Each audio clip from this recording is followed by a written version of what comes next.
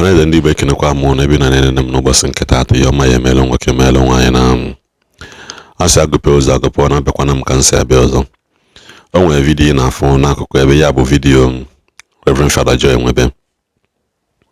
Ọ dịka new week new problem, anyị abatakwana another week. This week anyị sị ka anyị were nwayọ bido mana Father Joy Nwebe first morning mass ụka taata bụ Monday. Ọgụlụ Ebuka Obi n'ọnụ mkpuchi asị na m ka njụ ọnụ biko nụ o nwere ihe melụ nwago ndị na-eje ụka Ebuka Obi now he's sending a warning to other priests, other reverend fathers na-ata na-eje ụka Ebuka Obi that no na the thing na block her brain. Nwe jesu ọ kale priest mma ije ebe a na-eme party, ebe a na-agbapụ ụlọ, ebe a na-eme mmemme, ebe a na-eme burial, ebe a na-eme party, ebe a na-eme ịmụgụ one or two things that is not sharing the word of God or that is not in the presence of brethren. Ọ kale priest mma ịdị na-aga dị mana it is a crime for a priest ije no okwuchukwu from another person. So Father Joy Nwebe is trying to justify that now no priest with the highest office in a church in terms of being the body of Christ. No priest with the highest office.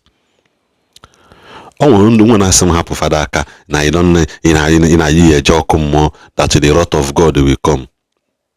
The wrath of God I have them but them the pastor exposing them in hojo. And I'm as Father expose no merely hojo the wrath of God. When I forgot that mentality in some of the by name. Una manfu ihe ọjọọ kpọọ ihe ọjọọ ihe ọjọọ o nwere kpọọ ihe ọjọọ ihe ọjọọ no ịbịa kwunu justify ihe mmadụ kwu. Everyday Ebuka Obi si Ebuka Obi asịrị everyday Ebuka Obi si Ebuka also si Ebuka Obi the only man of God no Nigeria no na Igbo anyị. He cannot celebrate even what God is using the man of God today in the Republic of Ireland, New Dublin. He cannot do that. This style of preaching now onoboro ekwulu na anya ọkụ ka ya akpọ nke ahụ. Ekwu m ekwu akwu ihe m gwara unu mgbasa that visit o jeje mee that visit Father Joy Nwebe that something will come up. I said it that na this man na act like somebody anas akwe mmadụ kwụ n'azụ si ya kwulu gaba na ịnọ gị n'azụ. This is the same thing made our father expelled and suspended na Abia State. Father bịa platibe mkpu si bishop bịakwa ahụ na agwa ụfụ onye fụ na akwado ihe eke nekwa as you know the mentally unstable. The young man just pụtazi apụ a post na social media so that na mgbe ọ bịakwa mgbe ya set ka that tag na the whole of father na father one father ọkpọrọ afa na nwe case of ịdakpo ụmụ nwaanyị nwe a case of iwepụ nwa igwe itụgba mmadụ ime iwepụ na case had na police stations. Okpọrọ afa the guy. Why not go to all the father say okay come and prove this thing equal.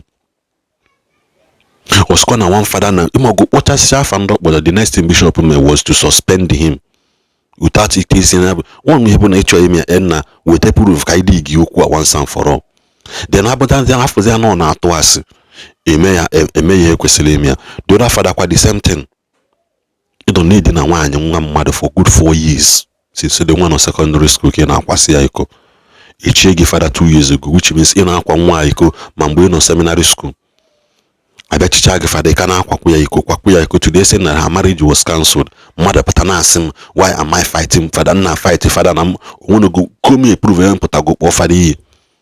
Just me pon kpọọ father iyi show me that proof and if you cannot show me that proof you better stay quiet. You better stay quiet and stop supporting evil. Stop supporting wickedness or the wrong. Stop supporting it. It cannot lead us to anywhere. Agwamuna gwasuna ndị mmadụ ka na-agba ndị father anyị nkịtị because na they still respect and value our priest. Mana some of our reverend fathers anaghị like ekwezula onwe ha ụgwọ ha na-akwela ka ha butere na awụ na ana. Bible says never give to the dog what is holy. Oh yeah, man. So in the end of this video, go no phone. The most dangerous thing about going to Ebuka Obi church is that the devil closes the sensitivities of your mind.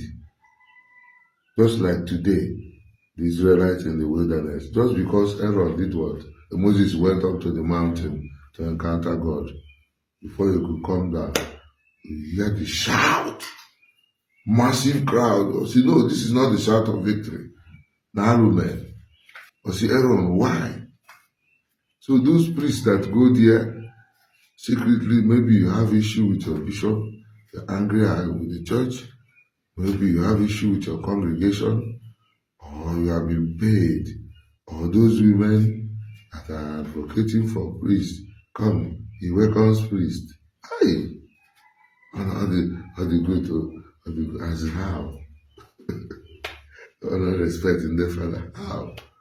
Only Ochoko use the father as vessel. Because many of these women know that many of us priests lack. So it's easier if I was in Ebuka.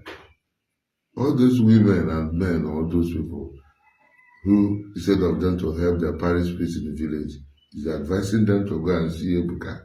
The punishment that you will face, both you and your entire generation will not be able to finish serving it. I'm telling you the truth from this sacred sanctuary. Because this is blatant deception from the pit of hell. And I'm happy many of the people, somebody like Father Denkan who went there, regretted it. Because they will manipulate you to come. You tell them that you by the level of wickedness and the way they want to use the priesthood as a stepping stone and heartlessly to achieve their demonic purpose. You know that if it is a physical institution, the church will not have lasted for 2,000 years. So I pray that today people will learn. Amen. That it is not by crowd. You might have the crowd and do everything, but God will ridicule you. Only one man, Moses, stood, carried that calf in front of them and broke it, and they could not do anything. So, Nwebe was there, said, any priest that betray the priesthood because of Ebuka Obi Church must surely end in shame. As in, the shame, I get him where it was I compare here. Or you, a priest in diaspora, the one African or Nigerian community, in order to dance to the tune of those wicked women, you have to buy his yoku. They were like, you will never get to be loved. You will remain a stupid fellow, which they have, and then Christian. Egwara atịtana mmanya ọ bụrụ arụ n'ọbara Kristi ndị na-atọpụ ndị mmadụ na ụta na mmelụ nke njọ site na sakramenti nke penans, ndị na-arụ ọrụ nzọpụta na ido nsọ dị oke omimi na ọrụ ime ndị mmadụ mmiri Chukwu n'aha Nna na Nwa na Mmụọ Nsọ. Ndị Kristi ghọta atọ ude mee ha ndị na-anọchite anya ya n'ụwa. Can choose to say anything, but I have been tempted by the same demon to presume holiness. But even at all my effort, I still know that I am nothing compared to the priesthood. So not even the priest can destroy the priesthood. Not even the sins of the church can destroy the church, because God knows everything. He knows everything.